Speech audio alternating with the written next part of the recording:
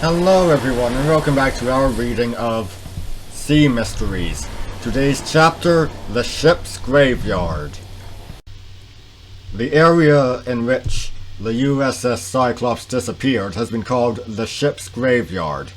Its actual name is the Sargasso Sea, and it lies in the western region of the North Atlantic. Its most striking feature is the masses of seaweed that float on its surface. Sailors' legends tell of how ships were held forever in this web of reeds, or were sucked beneath the surface in its deathly grip. Whatever the truth of these tales, there have been a series of baffling losses of ships in this region since records were started in 1800. At the beginning of the 19th century, no less than 3 ships were mysteriously lost in this region in the space of 25 years. On August 20th, 1800, the USS Pickering and her crew of 90 disappeared while heading for Guadeloupe, a group of islands in the Caribbean.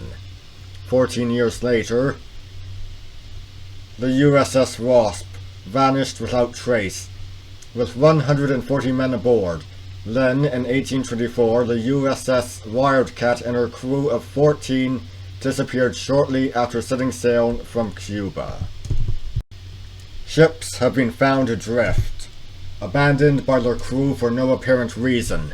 In 1881, the Ellen Austin was passing west of the Azores when her crew came across an abandoned schooner.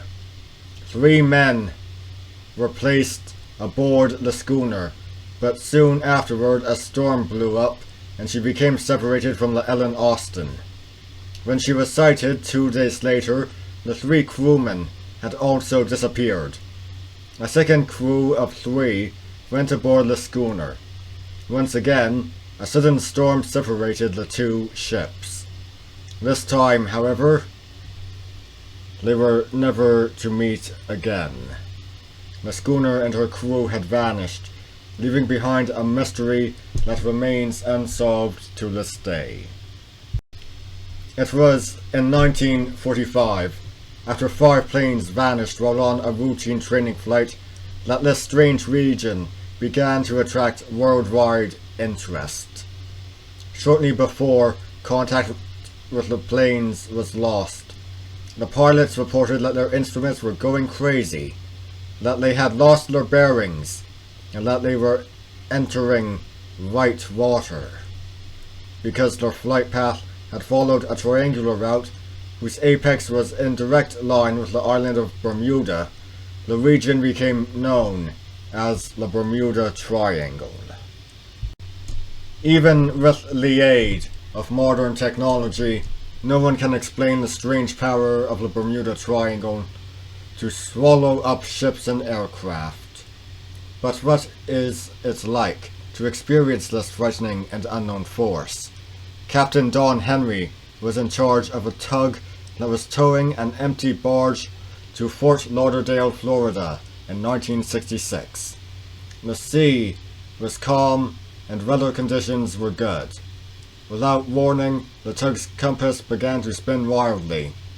Then, in Henry's words, the horizon disappeared. The water, sky, and horizon all blended together. We couldn't see where we were. The barge was enveloped in a milky colored cloud, while the sea around it became choppy and disturbed. At that moment, the tug's electrical power failed. It was slowly being pulled back into the cloud. Henry pushed the tug's throttle full ahead, and, after a long struggle, managed to pull the barge clear. Later he said that it had felt like being pulled in 2 directions at the same time. What theories have been offered to explain the mystery of the Bermuda Triangle?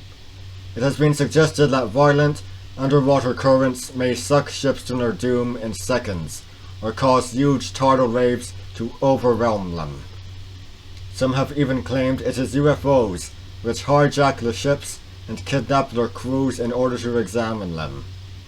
Do the remains of an ancient civilization that had advanced powers lie within the triangle? Does it still send out pulses of energy that cause havoc to the surrounding seas and skies? Or is the true explanation that the area is subject to strange magnetic forces that can cause planes and boats to vanish and be risked to another time and place? Perhaps these ideas are merely the product of people's imaginations, and there is a simple, more logical explanation for these disappearances, which has been overlooked or ignored. Well now, quite the puzzle now, isn't it? Anyway, that's it for today. Next time, it's the Flying Dutchman. See you then!